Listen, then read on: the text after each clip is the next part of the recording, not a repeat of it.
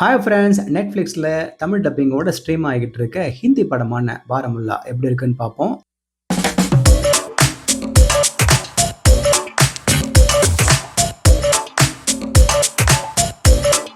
காஷ்மீரில் இருக்க பாரமுல்லாவில் ஸ்கூல் போகிற பசங்க ஒவ்வொருத்தராக காணாமல் போகிறாங்க. அதில் எக்ஸ்எம்எல்ஏ பையனும் அடக்கம். அதனால் இதை விசாரிக்க ஒரு ஸ்பெஷல் போலீஸ் ஆஃபீஸர் ரெத்வான் பாரமுல்லாவுக்கு டிரான்ஸ்ஃபர் ஆகி வராரு. வந்த 2 நாள்லயே அவர் தங்கியிருக்க வீட்டில் சில அமானுஷமான விஷயங்கள் நடக்குது. இந்த அமானுஷங்களுக்கும் அங்கே பசங்க காணாமல் போகிறதுக்கும் ஏதாவது தொடர்பு இருக்கா? பணம் கேட்டு யாரும் வராததால என்ன காரணத்துக்காக கடத்திருப்பாங்க? இப்படி இருக்க கடைசியில் ரெத்வான் தான் பார்த்ததை கண்டுபிடிச்சதை நம்புவாரா இல்லையான்றது தான் இதோட மீதி கதை. இதோட ஆரம்பமே டெரிஃபிக்கா இருக்கு. தெருவில் மேஜிக் ஷோ நடத்துற பெட்டிக்குள்ள போன பையன் வெளி வராம நிஜமாவே காணாம போறது, அந்த பனியிலையும் வெள்ளை தாமரை மட்டும் அங்கங்க வர்றது, பூட்டி இருக்க ரூம்ல இருந்து நாய் உருமுறதுன்னு மிரட்டுது. இதையெல்லாம் விட அந்த இடமே ஒரு அனீசினஸை கொடுக்குது. அதுக்கு மேல இந்த ஃபீலிங்கை வேற கடைசி வரை கடத்துறாங்க. ஆனா இந்த பாரமுல்லாவோட ஹைலைட்டே கிளைமேக்ஸ் தான். அது லேயர்டா ஹாண்டிங்கா வார்த்தைங்களால சொல்ல முடியாத அளவுக்கு மனசை பிழிகிற மாதிரி இருக்கு. ஏன்னா அங்கிருந்து விரட்டப்பட்ட கொலையான பண்டிட்டுங்களோட முடிச்சும் இதுல இருக்கிறதால இதோட